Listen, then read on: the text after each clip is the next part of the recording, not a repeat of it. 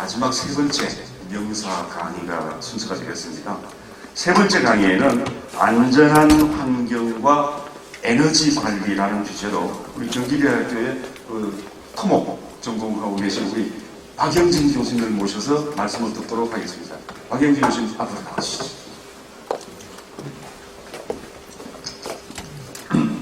안녕하세요. 박영진입니다.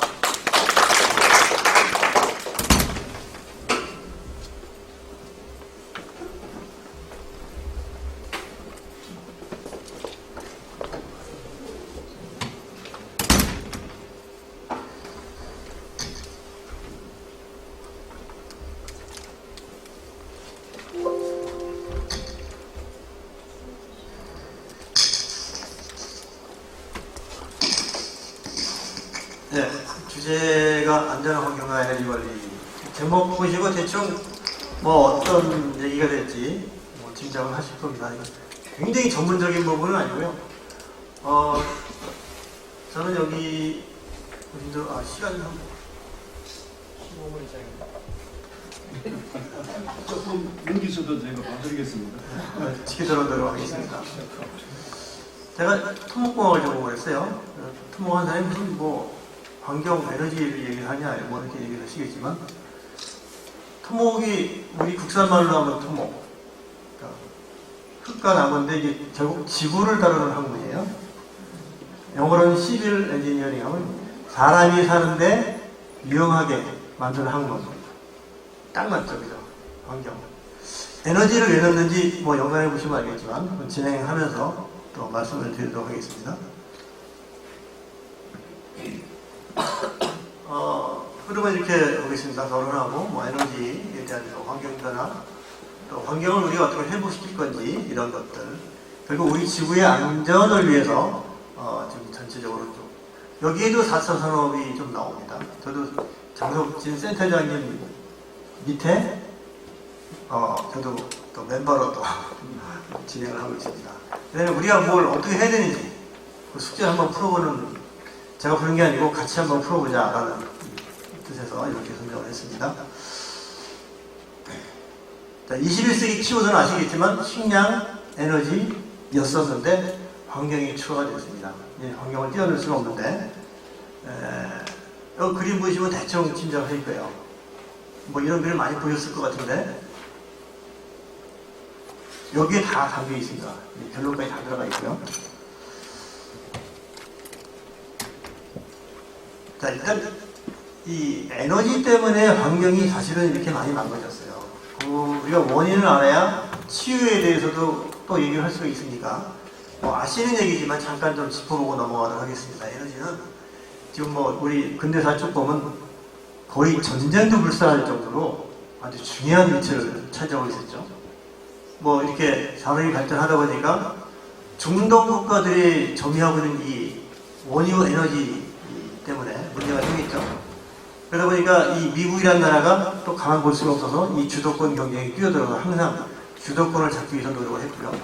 그 와중에 최근에 한 10년 정도 됐나요? 셰일가스, 셰일 오일 에너지가 개발이 드디어 됐습니다. 그래서 미국이 꾸며그리던 에너지 주도권을 잡기 시작했어요. 이게 셰일가스 개발하는 현상인데요. 간단합니다. 사실은 이 퇴적층의 셰일층이라고 하는 층이 있어요. 그 안에 원유들이 막 이렇게 묻어있고 들어가 있어요. 이게 고여있는 것이 아니고, 과거에는 기술이 없다 보니까 이걸 쓸 수가 없었는데, 이렇게 시추를, 이렇게 구멍을 또, 옛날에는 이거 수직밖에 못 눌렀어요. 근데 이게 발전하다 보니까 열처럼 이제 가다가 수평으로도 좀 가는 기술이 개발이 됐어요. 이 기술을 이용을 해서 여기에다가 이제 고압으로 뿜어서, 물과 약품을 넣어서 뿜어서 여기 있는 원유들을 녹여내가지고 뿜어 올리는 겁니다. 이게 셰일가스, 셰일 에너지예요. 단가는 좀 비싸죠, 당연히. 근데 비싼 거에도 불구하고 주도권을 위해서 미국이 막대한 투자를 해가지고 드디어 생산을 해서 전 세계에 막 팔기 시작했습니다. 그래서 이제는 더 이상 옛날과 같은 중동 단유국들이 횡포를 못 부릴 겁니다. 그래서 이제 결국은 미국이 이렇게 주도권을 잡기 시작했는데요. 이 뭐 정확하게 추정은 어렵지만 이 셰일 에너지가 전 세계가 60년을 사용할 수 있다. 뭐 이렇게 평가도 하고요. 여기 밑에 보면 미국 콜로라도에 있는 요층에만 3조 배럴이 있다. 3조 배럴 얼마나 양이냐 하면 지난 100년 동안 인류가 사용한 석유량이 1조 배럴이다. 그러니까 뭐 무궁무진하죠. 현재는 미국에서 제일 많이 캐고 있고 중국에도 많고 한데 아직 다른 나라에서는 뭐 기술이 조금 부족하고 이런 것도 있고 환경 문제도 사실 좀 많이 있긴 있습니다. 저게 캐내면서 환경 오염을 많이 시켜요. 하여튼 그런 문제 때문에 지금은 이제 미국이 주로 자, 에너지 사용의 주도권이라는 제가 표현을 썼는데요. 잠깐만 보겠습니다. 80년도에 이란 이라크 전쟁이 있었어요. 이때 요 두 아저씨가 이제 전투를 벌였죠. 여기서 먼저 치고 국경 지역에 종교적 문제도 있지만 국경 지역에 이 산유 지역이 많으니까 그 다툼 때문에 해서 무려 8년 동안을 싸워서 무승부. 각자 뭐 손해만 보고 이제 끝났죠. 이 아저씨가 얻은 게 하나도 없으니까 잠시 쉬다가 걸프 전쟁을 또 일으켰죠. 요 옆에 만만한 조그만 쿠웨이트를 쳐들어가서 한 달도 안 돼서 왕창 점령을 해버렸어요. 뭐 옛날 분들 기억하실 거예요? 그러니까 미국이 또 가만 안 있겠죠. 이 주도권을 잡아야 되는데 미국에서 다국적군 만들어가지고 또 쳐들어가서 또 한 달도 안 돼서 완전히 이라크를 초토화시켰죠. 다시 원상 복귀. 이 당시에 기억하시겠지만 실제 전쟁 상황을 막 실황 중계할 정도까지 막 메스크가 있는데 이 유럽하고 미국은 그동안에 개발했던 모든 무기를 여기서 다 실험을 해보는 아주 이런 참 있어서는 안 될 그런 전쟁이 있었습니다. 하여튼 이런 전쟁이 결국은 이 석유라고 하는 이 에너지 때문에 시작이 됐죠. 이 에너지는 또 어떤 현상이 있어요? 지금 이렇게 평가하는 분들이 있어요. 소련 붕괴가 이 에너지 때문에 일어났다. 제 얘기가 아니고요. 전문가들 한 얘기입니다. 이 당시에 소련이 굉장히 경제적으로 굉장히 어려운 상황이었는데 앞서 말씀드렸던 이란이 전쟁하고 이란이 khomeini가 회교혁명 일으키니까 왕조 국가인 사우디가 굉장히 위협을 느껴서 미국의 지원을 많이 요청을 했어요. 미국이 도와주는 대가로 원유 생산을 엄청 늘려라. 가격을 다운시켜라 이거죠. 그러면 소련도 마찬가지로 최대 원유 수출국인데 그렇지 않은 경제가 안 좋은데 원유 가격이 다운돼 버리니까 완전 경제가 거의 붕괴 수준에 가서 이 장악력을 완전히 상실했어요. 그래서 우즈베키스탄, 카자흐스탄, 스탄스탄, 리투베니아, 키르기즈스탄 이런 이상한 이름의 공화국들이 12개가 독립을 했죠. 러시아하고. 이런 무시무시한 사건이 있었는데 배후에 이런 비화가 있다 이런 얘기들을 합니다. 이만큼 이 에너지는 원유 에너지는 막대한 영향을 끼쳤어요. 왜냐? 전 인류가 다 저걸 썼거든요. 안 쓴 국가가 없지 않습니까? 그래서 결과적으로 어떻게 됐냐? 우리가 1차, 2차, 3차 산업혁명 4차까지 넘어가고 있는 도중이면 에너지의 사용의 변화가 없었어요. 석탄, 석유 이 두 가지만 계속 썼어요. 그러다 보니까 당연히 오염이 많이 됐겠죠. 지금에 들어서 대체 에너지를 많이 이제 하고 있어요. 그게 오래는 안 되는데 우리나라도 길게 봐야 20년, 적극적으로 한 게 10년. 유럽은 훨씬 오래됐습니다. 그보다 우리보다 훨씬 배가량 됐는데 하여튼 지금 굉장히 활성화된 학원이 있지만 12가지를 하고 있습니다. 12가지. 좀 역부족이에요 사실은. 그러다 보니까 너무나 많은 에너지, 석유를 쓰다 보니까 이 지구가 이렇게 됐어요. 여기 잠깐 있네요. 화석연료가 전체 한 87%를 점유하고 있다고 해요. 계속 불을 떼니까. 그래서 21세기의 가장 큰 도전은 기후변화다. 이렇게 보고 있고요. 2100년도에 가면 63cm 정도 해수면이 상승이 될 것이다. 이런 얘기하고요. 그거로 인해서 기후변화가 계속 되면 2100년도에 가면 동식물의 40%가 멸종할 것이다. 근데 이런 얘기들을 너무 많이 들어서 그런지 별로 감동도 안 하고 충격도 하고, 여러분도 지금 제가 얘기할 때 아주 무표정하세요 지금. 별로 충격이 안 오시는 것 같아요. 우리가 물하고 공기는 너무 당연하게 우리가 먹으니까 고마움을 모르지 않겠죠? 근데 얼마 전에 인천 지역의 상수도 오염되고 좀 난리가 났었죠. 물 좀 들어오시니까 난리 났었죠. 최근에 미세먼지 막 시험이니까 이제서 공기의 귀함을 알죠. 기후 당연하게 우리가 느꼈지만 이제 기후변화 오고 있죠. 이제 또 그렇게 충격을 받을 겁니다. 뭐 아시겠지만 사과가 이제는 이쪽 뭐 연천 이쪽에서 키울 수 있다고 해요. 우리나라도 이제 열대가 되고 있으니까.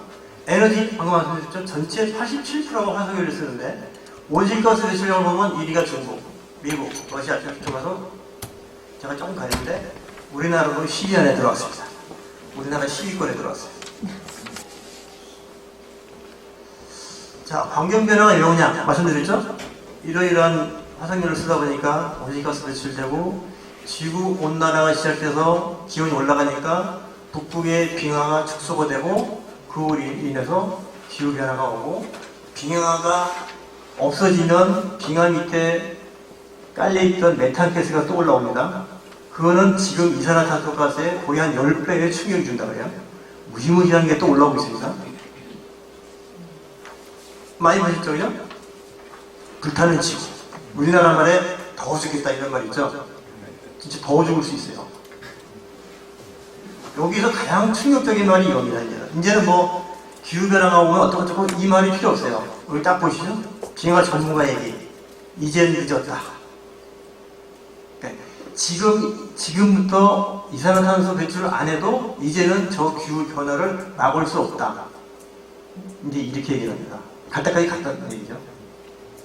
제가 얼마 전에 본 영화 중에 하나가 제목은 잊어버렸는데, 지구가 더 이상 살 수 없게 되어서 4차 산업 이후에 한 5차 산업이 될 것 같아요.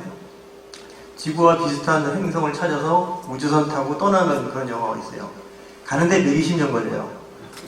탑승객 580명을 다 냉동 상태로 보냅니다. 자기 수명보다 기니까. 그 다음에 그 안에는 모두 4차 산업에서 개발한 기술 가지고 로봇가 돌아다니면서 관리를 하는데, 불행하게도 30년 만에 한 남자가 깨났어요.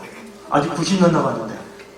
그래서 그 사람이 혼자서 너무 외로워가지고 잠자는 제일 마음에 드는 아가씨를 하나 다 깨워가지고 둘이서 열심히 재밌게 살다가 이 아가씨가 그걸 나중에 알게 되고 눈치 없이 로봇가 그 일을 해버렸어요. 그래서 또 뭐 엄청 싸우다가 결국은 하여튼 우여곡절 끝에 그 남자가 이 여자를 다시 냉동시키는 기술을 찾아가지고 냉동시키고 자기는 못하고, 그 다음에 세월이 흘러서 90년 지나서 도착합니다. 마지막 장면이 그 사람들은 다 자동으로 깨나고 우주선에 굉장히 푸르른 나무와 이 식물들이 자라고 그 남자의 메모지 하나 딱 남겨있고 그 장면은 끝나요. 그 우리의 앞길이다. 이제 늦었다고 합니다. 우주선 개발해야 돼요.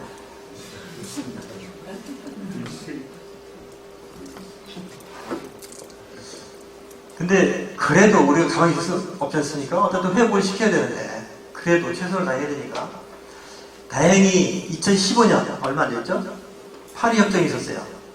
그 한참 전에 교토 정도 있었는데 별 실효는 없었고요. 이 교토 의정서에는 사실은 온실가스 배출하는 나라 중에서 한 22%밖에 참여 안 했어요. 별 효과가 없었고, 이 파리 협정에는 96%가 195개 국가가 다 참석을 했어요. 그러니까 아주 파워풀하죠. 여기서 협정을 맺었어요. 우리 이 지구의 온도를 2도 이상 올라가게 하지 말자. 약속을 했어요. 그래서 거기서 그러려면 어떻게 해야 됩니까? 각자 국가별로 다 목표랑 정해서 우리는 가스 이산화탄소를 줄이겠다. 이런 이제 작업을 하는 거죠. 그렇게 해서 진행을 이제 시작을 했어요. 근데 이 아저씨가 또 문제예요. 이게. 오바마 대통령이 다 사인했는데 자기는 그거 인정 못해. 왜냐? 돈 내야 돼요. 선진국들 돈 내야 되거든요. 나 그거 못해. 탈퇴해버려서 돈도 안 나요. 이 아저씨가. 이 녹색 기후기금이라는 게 우리 송도에 설치가 됐습니다. 상호국이. 우리나라 관리예요. 그 돈을 저기서 모아온 돈을 우리나라 사무국채에 적어서 지금 관리하고 있습니다. 저거 유치하느라고 상당히 애를 썼는데 어쨌든 이렇게 돼서 뭐 바뀌겠죠 나중에. 녹색 기후위기나에게 여기 송도에 설치가 됐습니다. 노력들을 하고 있고요. 각국에서 이렇게 합니다. 미국에도 이 에너지 정책을 하고는 있어요. 아까 그 파리협정을 자기 인정 못한다는 얘기인데 하고는 있어요. 28% 감축. 일본 26% 감축. 뭐 독일 40% 감축. 중국도 뭐 60% 감축. 물론 기준은 다릅니다. 우리나라는 37% 감축. BAU 대비. BAU 요건 무슨 뜻이냐면 30년까지 지금 가만 놔두면 이만큼 올라가는데 여기서부터 37%를 다운시키겠다 이 얘기예요. 이게 굉장히 어려운 겁니다. 저거. 근데 하여튼 용감하게 목표를 세웠어요. 그럼 저 어떻게 할 것이냐? 근데 그거를 우리가 이제 이 에너지 기술과 거기에 여기도 4차 산업 기술이 들어가야 됩니다. 여기도 들어가야 돼요. 자, 이 유럽이 모든 항상 앞서가요. 유럽이. 근데 왜 유럽이 앞서갔냐? 보면 73년도에 1차 오일 슈퍼 있었어요. 기억하시죠? 그죠? 다 기억하시죠? 이때 기름값 엄청 올랐어요. 이때 이란, 아랍하고 이스라엘하고 중동 전쟁 막 일으키면서 후딱지 나니까 오펙에서 가격을 확 올려버렸어요. 1년 만에 4배 뛰었어요. 요즘에 휘발유 가격이 한 1,500원대 하죠? 휘발유가 6,000원 됐어요. 생각해보세요. 지금 6,000원 기름 든다고 생각해보세요. 난리가 나죠? 전 산업이. 그리고 끝나서 이제 좀 이렇게 적응할 만하니까 80년대 2차 올슈퍼 또 왔어요. 이때 뭐 이란 이슬람저 혁명한다고 뭐 어쩌고 지네끼리 하더니 또 이란에서 석유 수출을 탁 안 해버리니까 갑자기 가격이 뛰어서 또 3배가 올라버렸어요. 3배가. 1,500원짜리가 4,000원 됐으니까. 지금은 이제 아까 말씀드렸지만 저 짓을 못합니다. 이제 못합니다. 주도권을 이제 그렇게까지는 안 가니까. 이때 어떤 문제가 생기면 우리는 해결 방법을 찾죠. 저거를 극복할 수 있는 기술을 개발을 하는 방법이 하나 있고, 하나는 적에어도 내가 견딜 수 있는 내 맷집을 키우는 방법이 있어요. 근데 불행하게도 우리나라는 맷집을 키웠어요. 적응을 그냥 계속 해서 맷집을 키웠는데 유럽은 기술을 개발했어요. 여기서. 그러다 보니까 이 유럽이 이때 신재생 에너지에 투자를 엄청나게 했어요. 이때부터. 그래서 우리보다 수십 년이 빠른 겁니다. 앞설 수밖에 없어요. 그래서 전 세계 경제가 하락이 되니까 대체 에너지 개발, 어차피 이것들이 석유 갖고 자꾸 장난치니까 에너지 개발을 해야 되겠다. 그 중에 대표적인 게 덴마크의 베스타스라는 이 회사가 80년부터 풍력 발전기 개발했어요. 저게 철공소 수준이었어요. 저 당시만 해도. 철공소. 제가 2013년도에 요르단에 갔었는데 그때 20년 전에 설치한 이 덴마크의 철공소 수준의 풍력 발전기가 돌아가고 있더라고요. 이거 조금 비슷하게 생기는데 뭐 이거보다 더 조잡해요. 돌 때 삐끄덕 이렇게 돌아가는데 우리는 그때가 초기라고 볼 수 있는데 2013년이면 이미 그때부터 20년 전부터 갖다 설치를 해놨더라고요. 지금 이 회사가 철공소가 전 세계 점유율 1위입니다. 풍력발전기 1위 75국에 설치하고 우리나라도 최초로 이 회사가 와서 다 깔았어요. 국산품이 없었기 때문에. 그 다음에 두산중공업, 그 다음에 전대중공업, 삼성중공업 했는데 두산 빼고 다 포기를 했어요 지금. 이유가 있습니다. 그 다음에 미국은 결국 꿈에 그리던 말씀드렸지만 쉘 에너지를 개발을 해서 주도권을 잡았습니다. 이렇게 선진국들은 기술 개발로 극복을 하려고 노력을 해요. 우리는 맷집을 키웠고요.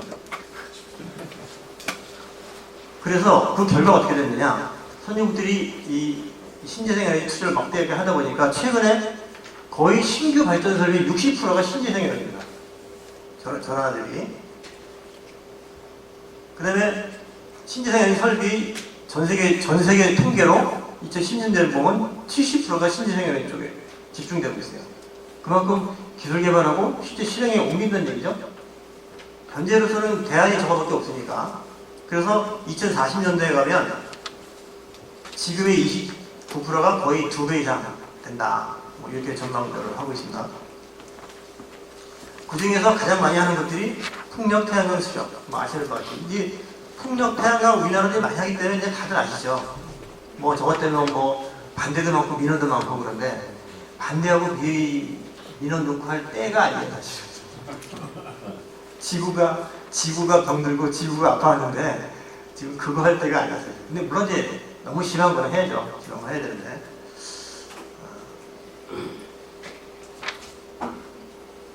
여기 보시면 독일은 2050년 화석연료 제로, 2030년까지 완전 다 폐쇄한다고 지금 목표를 잡고 있고요. 덴마크는 에너지자리 추진, 이미 덴마크는 풍력 발전만 가지고 거의 한 40%를 쓰고 있습니다. 에너지를. 지금 아직 시정 안 되는데 유럽에서는 탄소 국경세를 지금 신설하겠다고 해요. 그러니까 탄소를 많이 배출하는 기업들은 관세를 더 매기겠다. 근데 뭐 지구를 생각하면서 장사도 하는 거예요, 저희들이. 항상 그래왔어요. 이건 이제 전망이, 지금 화석연료가 65% 차지하지만 2040년 가면 신재생이 65% 차지할 것이다. 이렇게 전망들을 하고 있고요. 그 가장 많은 것들이 태양광 풍력이 가장 많은 것이다. 이렇게 전망들을 하고 있습니다. 그다음에 4차 산업이 여기 나오는데요.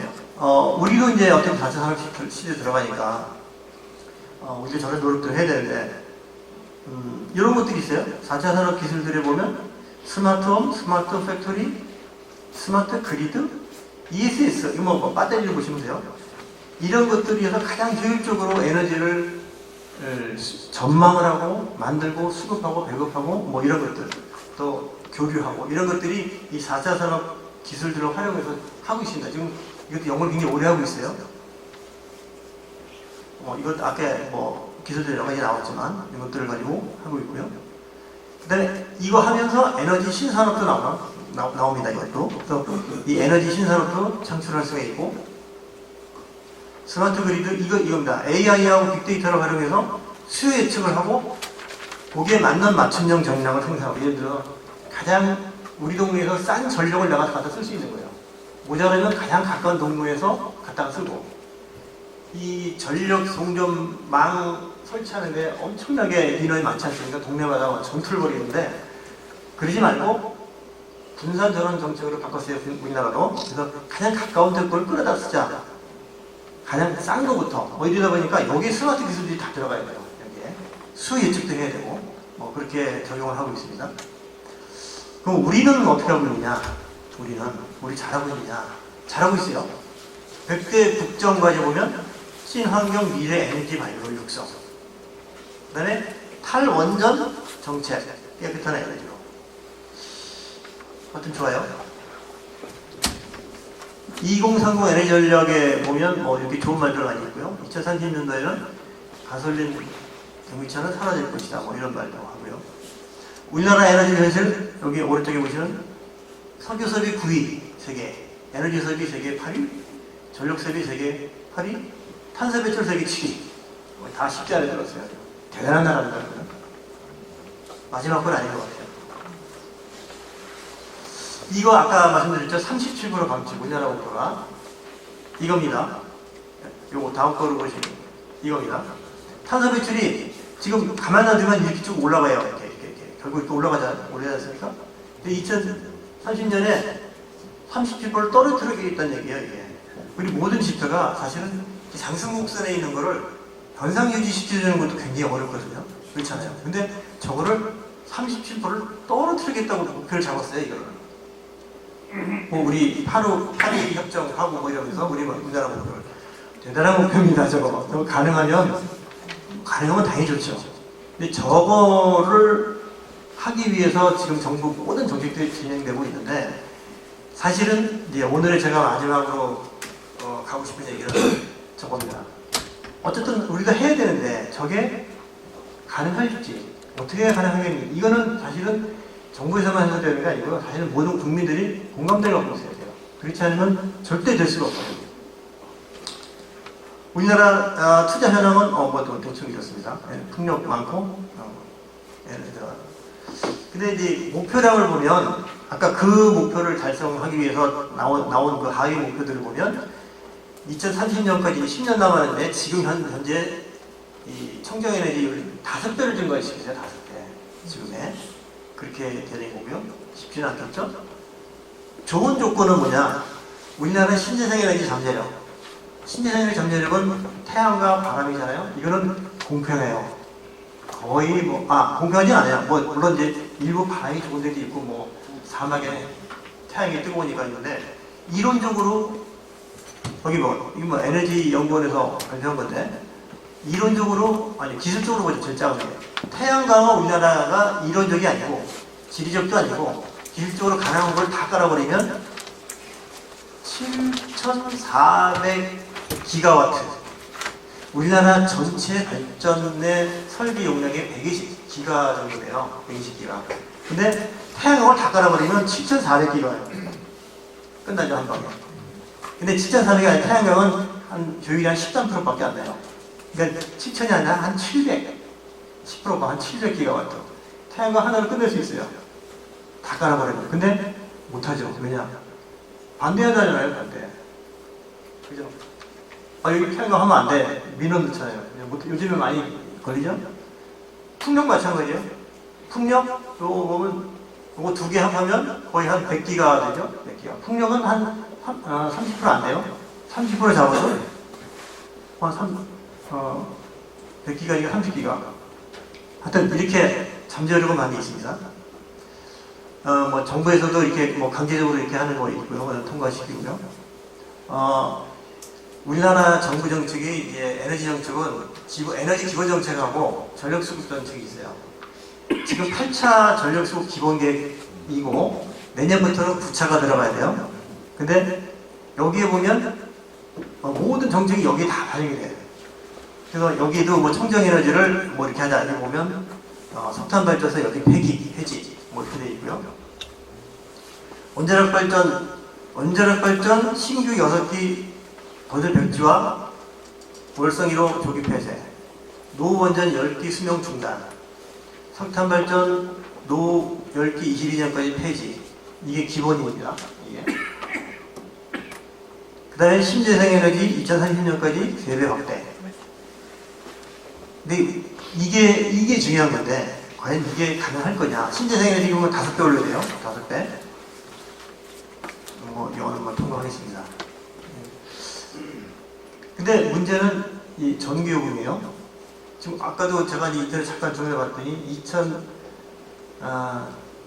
저게 다 되려면 지금 전기요금이 한 50% 이상 올라야 될 것이다. 저거 아무리 보여줘도 여러분 관심 없죠. 정부 정책이 어쩌고 관심 없죠. 근데 전기요금 50% 올린다 그러면 이럴 거예요, 그죠? 우리 여름에 에어컨 많이 뗀다고 해서 전기요금 좀 낮춰주고 좋아하잖아요, 그죠? 얼마 안 낮춰주는데 다들 50% 올랐는데 50% 저거 하려면. 근데 그 얘기는 아무도 안 해요, 정부에서. 그 얘기하면 일 못하니까. 그 이면에는 그게 들어가 있어요. 그거를 우리가 동의를 해줘야 돼요. 저게 가능해요.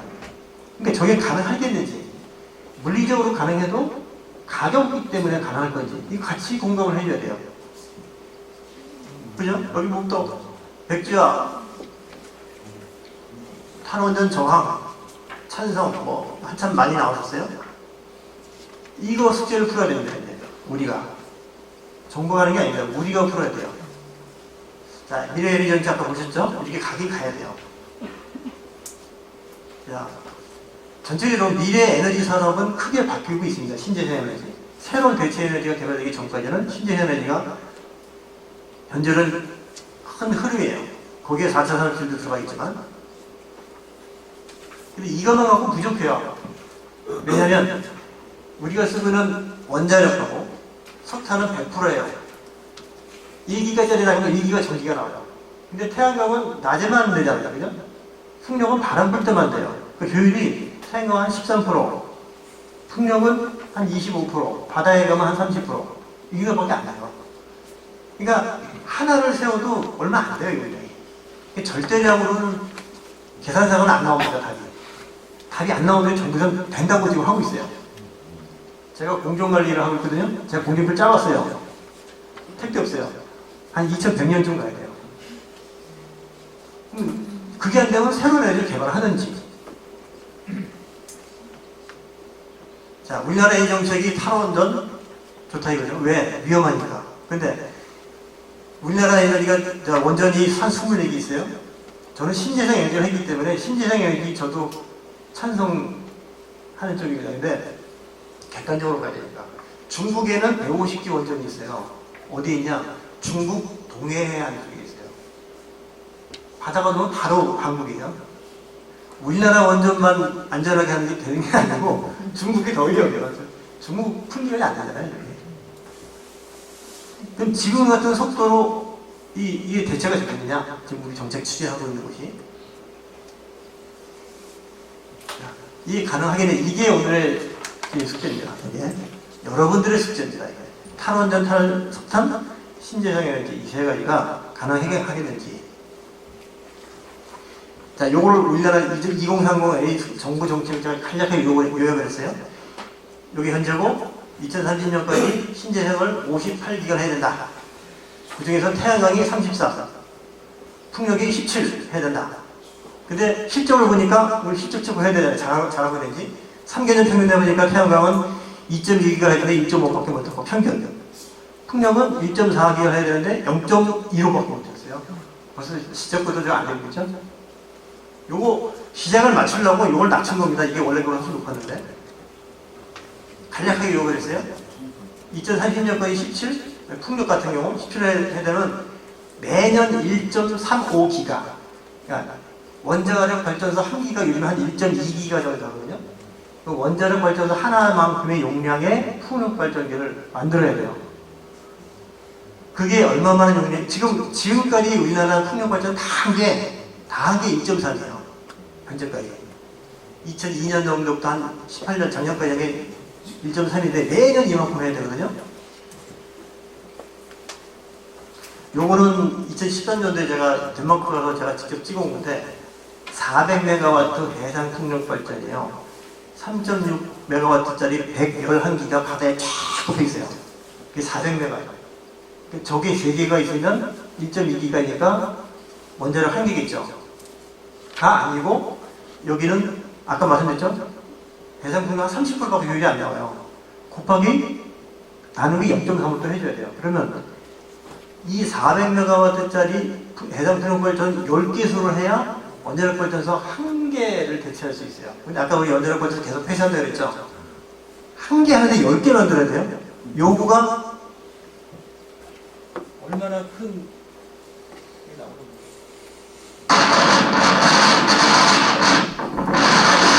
바람 소리요? 제가 지금 그 상태는 안 좋지만 보세요. 규모만 보세요. 규모만.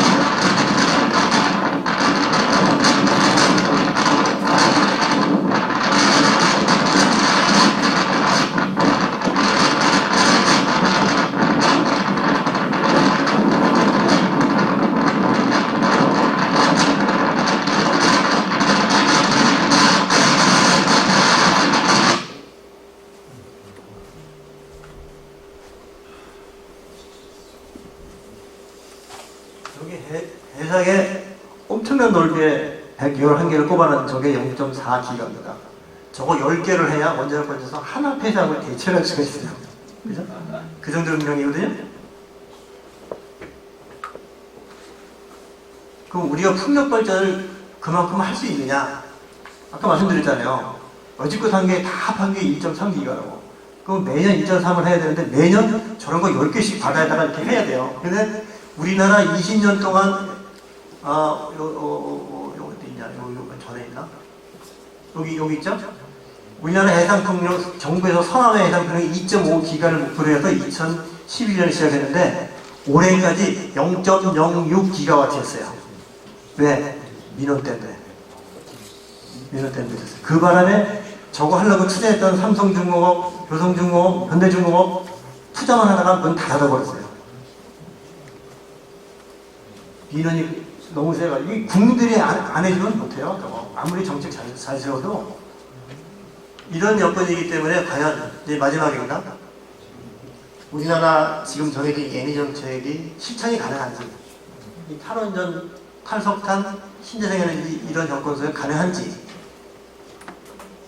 불가능하면 어떻게 해야 되는지, 이거가 우리 숙제입니다. 이거는 전문가도 모르고 이 공천을 하면 진짜 쌍욕 나오면서 욕을 해요. 원전 찬성론자, 반대론자, 신재생에너지 찬성론자, 반대론자 해가지고 노골적으로 역사에 죄를 짓는 겁니다라는 말까지 하면서 그 정도로 피튀기에 논란이 되고 있는 거라 저는 답을 말씀 안 드리겠습니다. 여러분들 조금이라도 기억이 나신다면 우리 정부에서 추진하는 이 정책 협조할 건 협조해주고 긍정적으로 가지고 긍정적으로 가지고 그렇게 하는 것이 지구 환경을 살리는 오늘날의 우리 시민의식이 아닌가 생각합니다. 이걸로 마치겠습니다.